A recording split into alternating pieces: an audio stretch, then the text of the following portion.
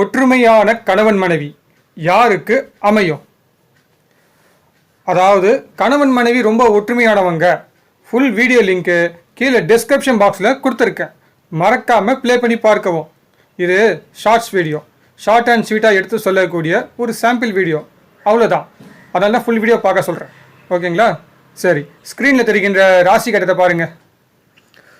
சுகஸ்தான அதிபதியும் தாம்பத்தியஸ்தான அதிபதியும் இருவரும் ஒரே அதிபதியாக வந்து லக்னாதிபதியுடன் சேர்க்கை பெற்று காலபுருஷனுக்கு காமத்திரிகோண ராசியில் இருந்து, மேலும் இந்த இருவரும் தாம்பத்திய ஸ்தானாதிபதியின் சாரத்தில் இருப்பதால் கணவன் மனைவி இருவருக்கும் தாம்பத்திய சுகம் அதிகம் நடக்கும். இருவருக்கும் தாம்பத்தியம் ரொம்ப பிடிக்கும்.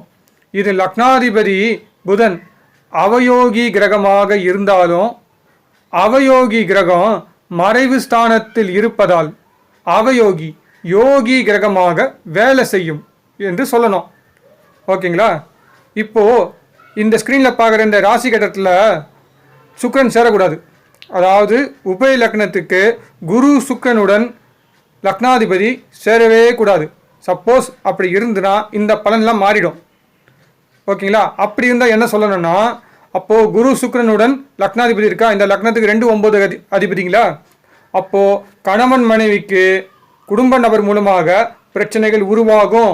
அந்த பிரச்சனை காரணமாக கணவன் மனைவி ஒருவருக்கொருவர் எதிரியாக மாறிடுவாங்க. குடும்ப வாழ்க்கை, திருமண வாழ்க்கை, தாம்பத்திய வாழ்க்கை, இதெல்லாமே ஜாதகருடைய எதிர்கால வாழ்க்கையை சேர்ந்து பாதிக்கும் என்று சொல்லணும். சுக்கிரன் இருந்தால் மட்டும்தான் சொல்லணும்னு சொல்கிறேன். சுக்கிரன் இல்லைன்னா இப்போ நான் ஃபஸ்ட்டு சொன்ன மாதிரி இந்த பலன் சொல்லணும். ஓகே, நெக்ஸ்ட் ஸ்க்ரீனில் தெரிகின்ற ராசி கட்டத்தை பாருங்கள். தாம்பத்திய ஸ்தான அதிபதி அவயோகி கிரகமாக வந்து அவயோகி சாரம் பெற்று சுகஸ்தானத்தில் இருப்பதால் ஜாதகருடைய தாம்பத்திய சுகம் கடுமையாக பாதிக்கும். ஆனால் அவயோகி திதிசூனிய ராசியில் இருந்து வக்ரம் அடைவதால் ஜாதகருக்கு தாம்பத்திய சுகம் எந்த வகையிலும் பாதிக்காது. மேலும் அவயோகி யோகியாக மாறிவிடும். 7ஆம் பாவத்திற்கு முன்பின் 2 சுப கிரகங்கள் இருப்பதால் ஜாதகருடைய திருமண வாழ்க்கை மகிழ்ச்சியாக இருக்கும். திருமணத்திற்கு பிறகு ஜாதகருடைய திருமண வாழ்க்கை சந்தோஷமாக இருக்கும்.